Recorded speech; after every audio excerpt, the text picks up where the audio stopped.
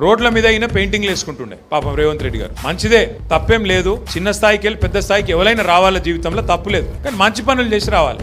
లంగ పనులు చేసి, దొంగ పనులు చేసి, బ్యాగులు మోసి, సంచులు మోసి, దొరికిపోయి జైలుకు పోయి మళ్ళీ అదేదో పెద్ద గొప్ప విషయం అన్నట్టు మళ్ళీ దానికి పోజులు కొట్టుకుంటా. సరే, నీ కిస్మత్ బాగుంది, పేమెంట్ కోటాల ఢిల్లీలో పైసలు ఇచ్చినావు, ముఖ్యమంత్రి పదవి తెచ్చుకున్నావు, అందరికి ఎరికేది. ఇప్పుడు కూడా నెలకు ఢిల్లీ పైసలు పంపుకుంటా పదవి కాపాడుకుంటున్నావు, సంతోషం, నువ్వు కాపాడుకో. కానీ ఆ పదవిలోకి వచ్చినోనికి సంతోషం ఉండాలి. ఏడుపేంద్ర నాయన రోజు మీరు చూడు, టీవీ పెడితే చాలు తిట్ల పురాణం తప్ప ఏముండదు. మీరు గట్టిగా అడిగిర్రు అనుకో, ఏమైరా బై 2500 ఏడు ఉన్నాయని చెప్పి మీరు అడిగిరాక ఆడపిల్లలు పోయి మీ గుడ్లు వీకి గోటీలు ఆడుతా అంటాడు.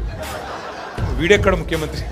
ముసలోళ్ళు పోయి ఏమైరా బై మరి 2000 పెన్షన్ 4000 చెప్తాను, 100 రోజులు లాంటివి నరికితివి, ఏడవన్నావు తమ్మి అంటే నీ పేగులు తీసి మెడలు వేసుకుంటా అంటాడు. అట్లాగే మన విద్యార్థులు పోయి ఏమయ్యా మరి 2 లక్షల ఉద్యోగాలన్నావు, ఏం సంగతి అంటే నీ లాగుల తొండలు ఇడిచి పెడతా.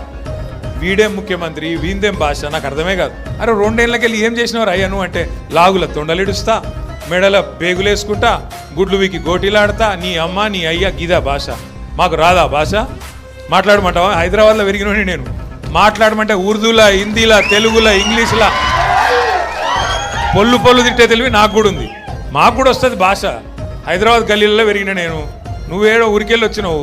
సరే రా, పర్వాలేదు, నీ అదృష్టం బాగుంది, ముఖ్యమంత్రి అయినావు, చేయి. రోజు ఏడుచుడు ఎందుకు?